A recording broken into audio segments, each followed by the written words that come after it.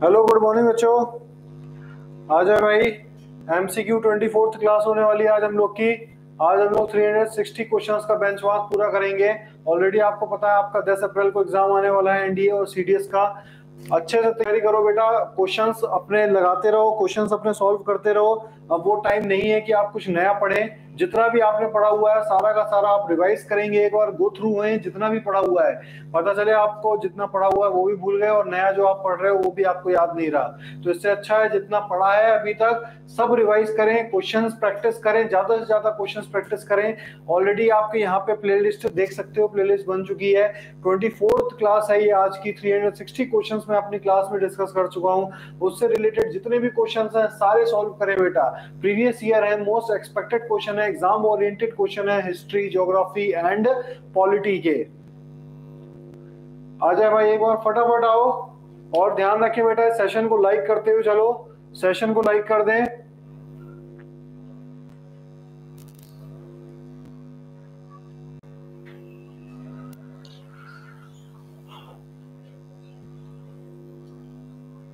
ये आपके मैथ्स वाले टीचर जो हैं डिस्टर्ब करने आए हैं, हेलीकॉप्टर बन के जाएंगे आज।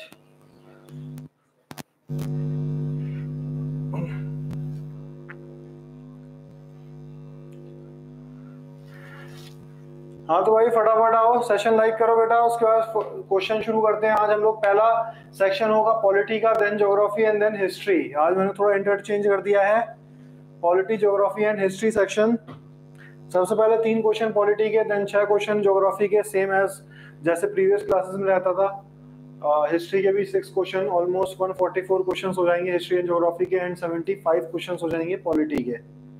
तो पूरा रिवाइज करो, कहीं ना कहीं आपकी थ्योरी भी रिवाइज होती हुई चलेगी। तो हम लोग शुरू करते हैं भाई। आज का पहला क्वेश्चन है हम लोग का, आज का फर्स्ट क्वेश्चन भाई आप लोग बताएंगे सबसे पहले इसका answer. Which one of the following articles of the constitution of India deals with the special provision with respect to state of Assam. State of Assam के हिसाब से इसमें कौन सा स्पेशल प्रोविजन दिया गया है स्टेट ऑफ असम का, और कौन से आर्टिकल में ये चीज लिखी हुई है? बताएं बच्चों, कौन से आर्टिकल में ये चीज लिखी हुई है, special provision to Assam?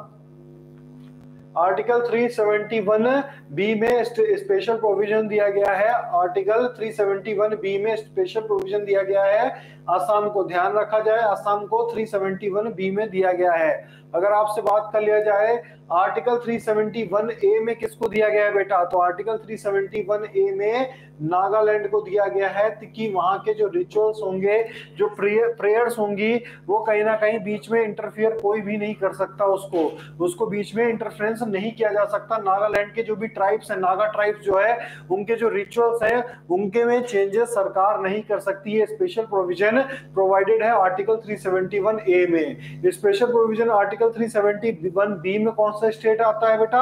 Assam आता है। ये सारी चीज ध्यान रखेंगे बेटा। और आपको ये भी पता होना चाहिए कि कौन से पार्ट में आता है या फिर कौन से शेड्यूल में आता है बेटा, ये सारी चीजें।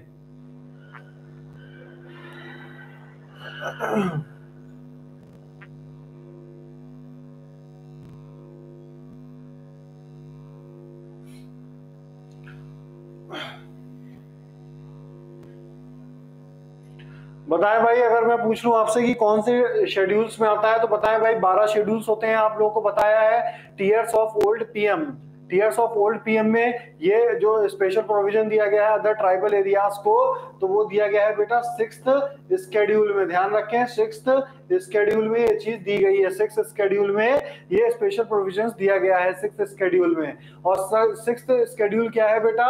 6th शेड्यूल है अदर ट्राइबल एरियाज। अगर आपको पता हो बेटा, ये आपको मैं यहाँ पे बता दे रहा हूँ, अदर ट्राइबल एरियाज। इसके अलावा बेटा 12 शेड्यूल्स होते हैं, ये भी आपको ऑलरेडी पता है बेटा। 12 शेड्यूल, ये चीज नोट कर लो। 12 शेड्यूल्स के बारे में अगर आपको जानना है तो चलो इसके अगले स्लाइड में मैं आपको बताता हूँ 12 शेड्यूल कौन कौन से हैं। बहुत ही शॉर्ट ट्रिक है बेटा, आपको याद होनी चाहिए ट्रिक। आपको 12 शेड्यूल्स जुबान पे ही याद हो जाएंगे। सबसे पहले नोट करो बेटा, टीयर्स ऑफ ओल्ड पीएम। सबसे पहले यहाँ पे नोट करेंगे बेटा TEARS, tears of old, and यहाँ पे नोट कर लो बेटा PM, tears of old PM. ये सेंटेंस नोट कर लें और इसी के थ्रू हम लोग 12 शेड्यूल्स यहाँ पे याद करेंगे। सबसे पहला आता है बेटा टीयर्स में, सबसे पहला क्या आता है बेटा टीयर्स में, सबसे पहला आता है बेटा यूनियन, यूनियन यूटीज आता है, यूनियन एंड इट्स टेरिटरीज। ध्यान रखें बेटा सबसे पहला आता है यूनियन एंड इट्स टेरिटरीज। इसके बाद इसमें क्या आता है इमोल्यूमेंट्स। ध्यान रखें बेटा इसमें क्या आएगा इमोल्यूमेंट्स आएगा। इमोल्यूमेंट्स मतलब क्या है बेटा जो भी पर्क्स एंड अलाउंसेस मिलेंगे, जो भी सुप्रीम कोर्ट के जज को पर्क्स एंड अलाउंसेस मिलते हैं, सैलरी मिलती है, तो वो डिसाइडेड होता है इमोल्यूमेंट्स में। जो सुप्रीम कोर्ट के जज हैं, हाई कोर्ट के जज हैं, कंट्रोलर एंड ऑडिटर जनरल हैं, या फिर अटॉर्नी जनरल है, या फिर आपके पार्लियामेंट्री मेंबर्स हैं, ये सब जो भी पार्लियामेंट्री एग्जीक्यूटिव ऑफिसर्स में बैठे हुए हैं, तो उनकी जो सैलरी है या फिर पर्क्स हैं या फिर अलाउंसेस है, ये सारी की सारी चीजें इमोल्यूमेंट्स में लिखी हुई हैं। देन आफ्टर ए से क्या आएगा बेटा एफर्मेशंस आएगा। एफर्मेशंस, एफर्मेशन मतलब क्या होता है एक तरह से जो भी ओथ दिलाई जाती है, वाइस प्रेसिडेंट को जो भी ओथ लेते हैं, प्रेसिडेंट जो भी ओथ लेते हैं, इसके अलावा जजेस of supreme court and high court जो भी ओथ लेते हैं, तो ये सारी ओथ्स के बारे में जो भी एफर्मेशंस के बारे में थर्ड शेड्यूल में लिखा हुआ है। फोर्थ में क्या आएगा बेटा फोर्थ में आएगा आपका राज्यसभा। ध्यान रखिए राज्यसभा। इसके बाद फिफ्थ में क्या आएगा बेटा शेड्यूल एरियाज आएगा। ध्यान रखिए बेटा शेड्यूल एरियाज आएगा। ओ से सिक्स्थ शेड्यूल अभी जस्ट बताया आपको, इसमें क्या आएगा other tribal areas, other tribal areas आएगा। इसके अलावा एफ से क्या आएगा बेटा एफ से आएगा आपका फेडरल प्रोविजन। ध्यान रखें एफ से क्या आएगा बेटा फेडरल प्रोविजन आएगा। ओ से क्या आएगा ओ से बेटा आपका आएगा ऑफिशियल लैंग्वेजेस। ध्यान रखें बेटा ऑफिशियल लैंग्वेजेस आएगा। बात क्लियर है। एल से क्या आएगा बताएं भाई एल से आएगा आपका लैंड रिफॉर्म्स। ध्यान रखें अगर आपको ये चीज समझनी है बेटा इन टर्म्स के बारे में कि इन टर्म्स में क्या क्या लिखा हुआ है, क्या एक्सप्लेनेशन है, तो ऑलरेडी हमारे चैनल पे इसकी वीडियो एक पर्टिकुलर वीडियो मैंने डाल रखी है टीयर्स ऑफ ओल्ड पीएम। आप डालेंगे ब्रिगेडियर डिफेंस एकेडमी शेड्यूल्स, तो आपका ये वीडियो आपको पॉपअप कर जाएगी, आप वो देख सकते हैं पूरी। उसमें एक्सप्लेनेशन मैंने पूरा एक्सप्लेनेशन सहित उसमें बता रखा है। ठीक है। इसके अलावा डी से क्या आएगा बेटा डी से आएगा आपका एंटी डिफेक्शन लॉ। ध्यान रखें बेटा डी से क्या आएगा एंटी डिफेक्शन लॉ आएगा। इसके अलावा पी से क्या आएगा पी से आएगा आपका पंचायत। पी से क्या आएगा बेटा पी से पंचायत आएगा। और एम से क्या आएगा एम से आएगा आपका म्यूनिसिपैलिटीज। ध्यान रखें म्यूनिसिपैलिटीज। बात क्लियर। ये हो गए आपके 12 के 12 शेड्यूल्स। मैं आपको ट्रिक से सारे के सारे 25 पार्ट याद करा सकता हूं, ये मेरी गारंटी है, बट यहाँ पे पॉसिबल नहीं हो पाएगा बेटा, क्योंकि यहाँ पे अगर पॉसिबल करना है तो बहुत बड़ा वीडियो बन जाएगा और आपके लिए भी मजा नहीं आएगा आपको देखने में। बट आप मैं ये सारी चीजें देखो हर चीज ऑनलाइन डिस्कस नहीं कर सकता, ये सभी को पता है बेटा, है ना। ये हर एक चीज मैंने अगर ऑनलाइन दे दिया तो एक तरह से उसकी वैल्यू घट जाती है बेटा। ज्ञान बांटना चाहिए, बिल्कुल बांटना चाहिए बेटा, लेकिन कुछ ज्ञान ऐसा है कि वो कहीं ना कहीं एक स्पेशल है बेटा, वो है ना यहाँ के बच्चों को दिया जा सकता है। बट कोई बात नहीं, इसके आगे हम लोग चलते हैं। बताएं भाई article provision of which one of the following article of the constitution of India apply to the state of Jammu and Kashmir. ये आपको पता होना चाहिए state of Jammu and Kashmir में इनमें से कौन सा आर्टिकल है जो लगता है और जो कि अभी रिपील कर दिया गया है बेटा Jammu and Kashmir reorganisation bill 2019 के तहत। ध्यान रखें बेटा, आपसे पूछ ले आर्टिकल 300 कौन सा है बेटा आर्टिकल 370 है बेटा, जो कि लगा हुआ था जम्मू एंड कश्मीर स्टेट में, जो कि किसके थ्रू हटाया गया है जम्मू एंड कश्मीर रीऑर्गेनाइजेशन। ध्यान रखें रीऑर्गेनाइजेशन बिल 2019 के तहत इस आर्टिकल 370 को हटा दिया गया है और वहां की जो विधानसभा है बेटा उसको भी डिसॉल्व कर दिया गया है, उसको भी खत्म कर दिया गया है। बात क्लियर बच्चे। और जम्मू एंड कश्मीर को स्टेट से यूटी बना दिया गया है। बात क्लियर यहां तक सारी। आगे चले बच्चे, आगे चले, आगे चलते हैं। आ जाओ नेक्स्ट क्वेश्चन में। नेक्स्ट क्वेश्चन में बहुत ही आसान क्वेश्चन है बेटा, ये सारे previous year exam oriented question है, आपको ये पता होना चाहिए। अगर नहीं पता आपकी तैयारी कहीं ना कहीं फीकी चल रही है बेटा, मैं यही कहूंगा। इसमें माइंड करने की जरूरत नहीं है, बट आपकी कहीं ना कहीं तैयारी में आप लैक कर रहे हो और बच्चों से। ठीक है, आ जाए भाई। Which one of the following schedule to the constitution of India provides for the setting up of autonomous district council. बताएं भाई ऑटोनोमस डिस्ट्रिक्ट काउंसिल कौन से शेड्यूल में लिखा हुआ है? बताओ भाई बच्चे कौन से शेड्यूल में लिखा हुआ है?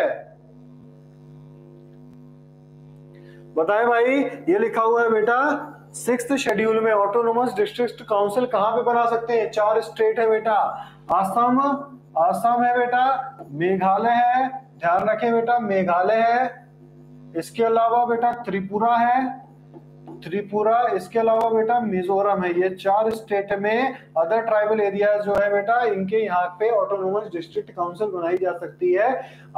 फिर 6th शेड्यूल में ये चीज मेंशन है ऑलरेडी। बात क्लियर बच्चे? आगे चले भाई, आगे चले हम लोग। बेटा ये सारे क्वेश्चंस आपको पढ़ने हैं, कहीं ना कहीं आपको बार बार रिपीटेड पूछे जाते हैं, बहुत सारे क्वेश्चन होते हैं, आपको प्रीवियस ईयर क्वेश्चन आपको करके ही जाना है।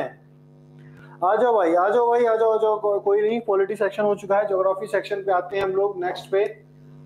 Arrange the following state of India on the basis of conferring statehood starting from the earliest. बताएं, इसमें आपसे ये पूछ रहा है बेटा कि इसमें स्टेटहुड का टाइटल किसको किसको कौन कौन से स्टेट्स को मिला है सबसे पहले से लेकर आखिरी तक, आपको ये चीज बतानी है यहाँ पे। तो बताएं भाई, बताएं बताएं,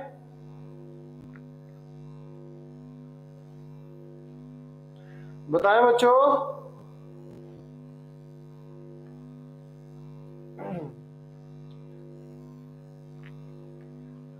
कौन से स्टेट को सबसे पहले स्टेटहुड का टाइटल मिला, उसके बाद किसको मिला और आखिरी तक किसको मिला?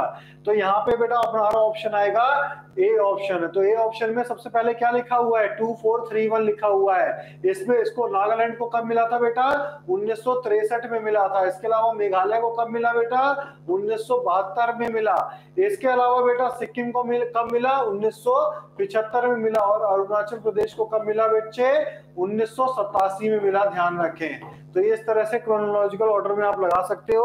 तो सबसे पहले बेटा किसको मिला? नागालैंड को 1963 में, इसके अलावा मेघालय को 1972 में, सिक्किम को आपको ऑलरेडी मैं कई बार क्वेश्चन में भी बता चुका हूं, 36 अमेंडमेंट एक्ट 1975 के थ्रू सिक्किम को इंडिपेंडेंट स्टेट का टाइटल, स्टेटहुड का टाइटल यहाँ पे मिला था। इसके अलावा अरुणाचल प्रदेश को 1987 में मिला। बात क्लियर है बच्चे? आगे चलें, आ जाओ भाई, नेक्स्ट क्वेश्चन में आते हैं हम लोग। बताओ भाई, which one of the following would have happened if the Himalayas did not exist? बताओ भाई, इन चार में से कौन सा ऑप्शन होगा कि जब हिमालय अगर एग्जिस्ट नहीं करेगा, अगर वो बैरियर नहीं बनेगा, तो कौन सी चीज होगी? बताओ भाई इसका आंसर, बताएं भाई, इनमें से कौन सी ऐसी चीज होगी जो चीज नहीं होगी? वुड हैव हैपेंड, जो चीज हो सकती है बेटा अगर हिमालय एग्जिस्ट नहीं करता है। बताएं भाई इसका आंसर। क्या ये monsoon rain would have taken place in the winter months? क्या चीज ऐसी हो सकती है? या फिर coastal wind India would have experience Mediterranean climate? या फिर थर्ड में आओ, north Indian plain would have been much cooler in the winter. बिल्कुल सही है बेटा, नॉर्थ इंडियन प्लेन जो होगा मच कूलर होगा इन द विंटर में। ऑब्वियसली बेटा कहीं ना कहीं वो बैरियर बनता है, जो हवाएं आती हैं उनको कहीं ना कहीं रोकता भी है। ये बात क्लियर है? जो नॉर्थ ईस्ट मानसून आता है जो साउथ चाइना सी से, ये कहीं ना कहीं रोकता भी है। आगे आए, नेक्स्ट क्वेश्चन पे आते हैं भाई। नेक्स्ट क्वेश्चन में आओ, match the list, list 1 and list 2 को मैच करना है आपको और बताना है भाई कौन सा फिनोमेना किस डेट को देखने को मिलता है। बताओ भाई, कौन सा फिनोमेना किस डेट को देखने को मिलता है आपको? समर सोल्स्टिस, विंटर सोल्स्टिस, इसके अलावा आपको वर्नल इक्विनॉक्स और ऑटोमनल इक्विनॉक्स, ये 4 इक्विनॉक्स दे रखे हैं, सोल्स्टिस दे रखा है। आपको बताना है इनको कौन कौन सी डेट में ये देखने को मिलते हैं। बताया बच्चे? तो ये समर सोल्स्टिस जो है बेटा, समर सोल्स्टिस आपको 21 जून को देखने को मिलता है। समर सोल्स्टिस आपको 21 जून को देखने को मिलता है। इसके अलावा बेटा विंटर सोल्स्टिस 22 ऑफ दिसंबर को देखने को मिलता है। इसके अलावा वर्नल इक्विनॉक्स 21 ऑफ मार्च। इसके अलावा ऑटोमनल इक्विनॉक्स बेटा 23 ऑफ सितंबर। ऑलरेडी आपको पता होना चाहिए बेटा, ये वर्नल इक्विनॉक्स, मार्च इक्विनॉक्स की बात हो रही है। स्प्रिंग इक्विनॉक्स जो होता है बेटा, इसके अलावा आपका ऑटोमनल इक्विनॉक्स जो सितंबर इक्विनॉक्स होता है, ये आपका होता है 23 ऑफ सितंबर। इस हिसाब से हमारा ऑप्शन है बी बिल्कुल करेक्ट होता है। बात क्लियर? आगे आओ नेक्स्ट क्वेश्चन पे। The equatorial region has no other season except summer. What could be the reason? क्या रीजन हो सकता है इक्वेटोरियल रीजन में जो समर होता है पूरे टाइम 12 महीना में, वहां पे इक्वेटोरियल लो प्रेशर जोन में 12 महीना प्लेंटी ऑफ रेनफॉल देखने को मिलता है और टेम्परेचर भी बिल्कुल हाई देखने को मिलता है। क्या रीजन हो सकता है इसकी वजह से? तीनों स्टेटमेंट पढ़ें और फिर बताएं इनमें से कौन सा आंसर सही है। बताएं भाई बच्चों।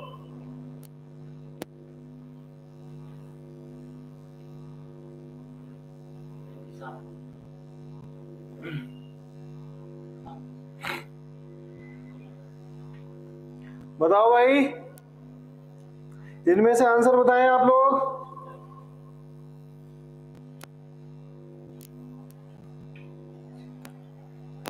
सबसे पहला पढ़े बेटा, length of day and night is more or less equal over the year. Over the year बताएं भाई, सबसे पहले लेंथ जो होगा डे और नाइट का वो ज्यादा होगा या फिर लेस होगा, इक्वल होगा ओवर द ईयर। बिल्कुल सही है बेटा कि अगर एक अदर सीजन नहीं होता, क्यों नहीं होता बेटा, इसमें जो स्टेटमेंट है क्या रीजन हो सकता है, जो लेंथ जो होता है डे और नाइट का मोर or less equal over the year, मतलब मोर और लेस इक्वल मतलब ज्यादा चेंजेस देखने को नहीं मिलते, इक्वल अमाउंट में देखने को मिलता है। 12 घंटा डे 12 घंटा नाइट, तो एक ये रीजन हो सकता है। Earth rotational velocity is maximum at the equator, नहीं बेटा ये कोई रीजन नहीं है इक्वेटोरियल रीजन पे कोई समर होने का पूरे 12 महीना। या फिर Coriolis force is zero at the equator, बेटा कोरोनस फोर्स जीरो होता है क्या इक्वेटर में? ये तो बिल्कुल ही स्टेटमेंट गलत हो गया। यहाँ पे पहला स्टेटमेंट हमारा सही होता है, तो ये इसका आंसर होगा बेटा 1 ओनली। आगे चलें, नेक्स्ट क्वेश्चन पे आते हैं भाई। नेक्स्ट क्वेश्चन हमारा क्या कह रहा है? The earth without rotational movement would result into, earth without rotational movement would result into, बताएं भाई without rotational movement किससे रिजल्ट, क्या रिजल्ट निकलेगा इसका? बताएं भाई क्या रिजल्ट निकलेगा इसका? Earth rotational movement would result into, बेटा नो सनराइज एंड सनसेट। बिल्कुल सही बेटा, अगर रोटेशनल मूवमेंट नहीं होगा तो कहीं ना कहीं उसका डे और नाइट इसी पे तो फर्क डालते हैं। अगर डे एंड नाइट ही नहीं होगा तो सनराइज सनसेट कैसे होगा? ये स्टेटमेंट बिल्कुल सही है। इसके अलावा no occurrence of day and night cycle, बिल्कुल सही है बेटा। और ओनली वन सीजन, इस पे कोई डिपेंड नहीं करता, वो रिवॉल्यूशन पे डिपेंड करता है। तो यहाँ पे फर्स्ट एंड सेकेंड बिल्कुल सही आंसर होते हैं। नेक्स्ट पे आएंगे भाई, नेक्स्ट पे आएंगे। अगला question, which among the following was the most immediate factor for the spread of swadeshi and boycott of foreign goods during the first decade of the last century? बताएं भाई, Curzon's attempt to control the universities, Curzon's partition of Bengal, Curzon's plan to curb the growing popularity of the Indian National Congress। बताएं भाई, या फिर Curzon designed to curtail the sphere of local self government। Curzon ने क्या किया था बेटा? इनमें से क्या है बेटा इमीडिएट फैक्टर है स्वदेशी मूवमेंट होने का? आपसे ये पूछ रहा है बस। स्वदेशी मूवमेंट जिसे हम आंध्र रीजन में क्या कहते हैं, इसे वंदे मातरम मूवमेंट, जो कि 1905 में हुआ था। 1905 के दौरान ऐसी क्या चीज हुई थी? एंगेज द पब्लिक इंटरेस्ट, ऐसी क्या चीज हुई थी बताएं भाई?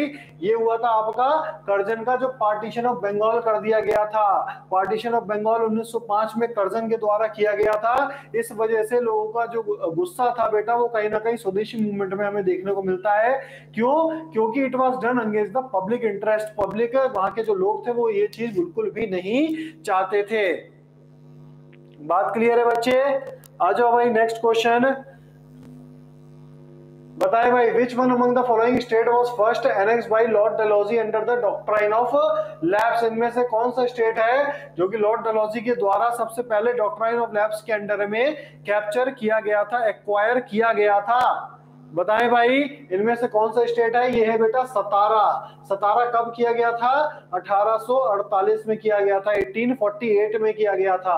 और डॉक्ट्राइन ऑफ लैप्स कब से कब तक चलता है? 1848 से लेकर 1856 तक ये डॉक्ट्राइन ऑफ लैप्स चलता है। बात क्लियर है बेटा?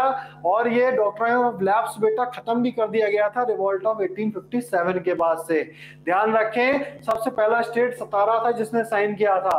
अगर आपसे पूछ ले सब्सिडरी अलायंस सिस्टम पहला स्टेट किसने साइन किया, तो सब्सिडरी अलायंस सिस्टम को पहला स्टेट साइन किया जिसने, वो था बेटा हैदराबाद। और लास्ट स्टेट कौन था जिसने साइन किया बेटा सब्सिडी अलायंस सिस्टम को?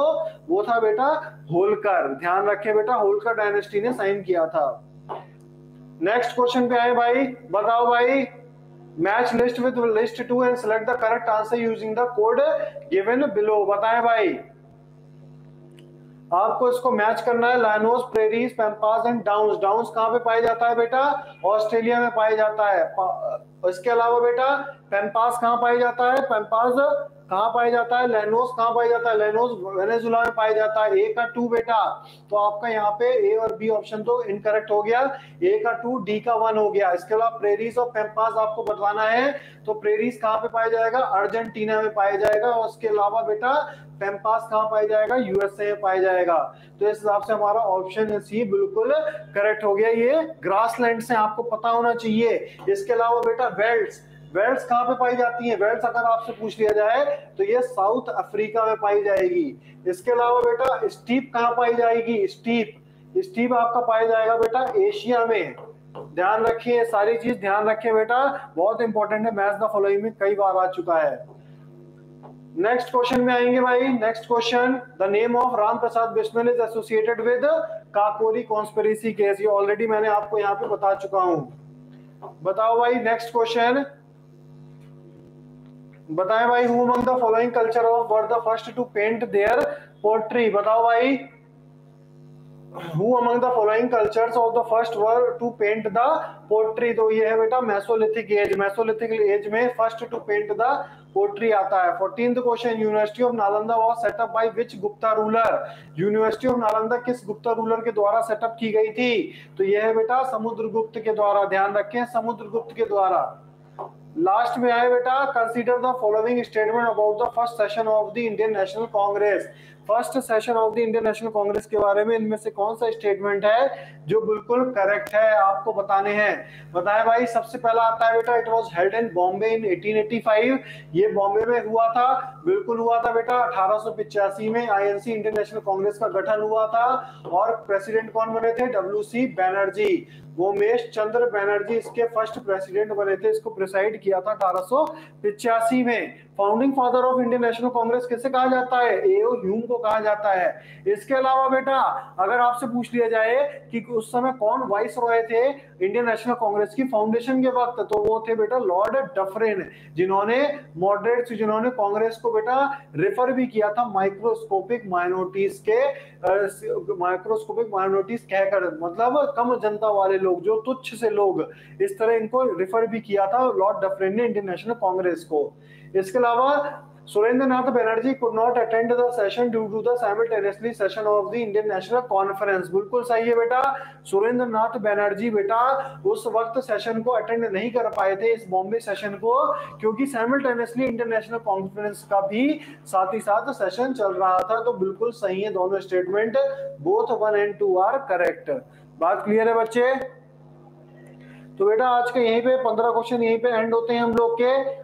और ध्यान रखें बेटा, ये क्वेश्चंस को रिवाइज करें पूरी तरह से। 360 क्वेश्चंस आज हम लोग ने बेंचमार्क पूरा कर लिया है। अप्रोक्सीमेट हम लोग 30-40 क्वेश्चन और करेंगे। हो सकता है मैं आप लोगों के लिए अगली जो क्लासेस होंगी, मेरे ख्याल से अगली क्लास होगी आपकी आज 4th है, 5th, 6th, 7th और 8th को जो क्लास होगी बेटा, उस दिन आपको 20-20 क्वेश्चन करा के 7th और 8th वाली क्लास में 20-20 क्वेश्चन करा के आपके 400 क्वेश्चंस में कंप्लीट करा दूंगा। बात क्लियर है बेटा? 360 क्वेश्चन अभी हो चुके हैं, 40 और बचे हैं। 400 बेंचमार्क पूरा करेंगे। पूरी आपको रिवाइज कर लो बेटा, ध्यान रखो रिवाइज कर लो, बहुत इंपॉर्टेंट रिवीजन बेटा। जितना भी पढ़ लिया, नया पढ़ने की कोई जरूरत नहीं है। जितना पढ़ रखा है उतना आप रिवाइज करें, क्योंकि आपको जितना पढ़ रखा कम से कम उतना तो मजबूत हो, उतना तो कम से कम आप वहां कर पे आओ। पता चले आप नए के चक्कर में नया भी नहीं हो पा रहा, और जो आपने ऑलरेडी पढ़ रखा है वो बिना रिवीजन के आप एग्जाम में गए तो कहीं ना कहीं उसमें भी लैग कर जाओगे। बात क्लियर है? तो अपना ध्यान रखें बेटा, अपने घर वालों का ख्याल रखें। बाय बाय, जय हिंद बच्चे।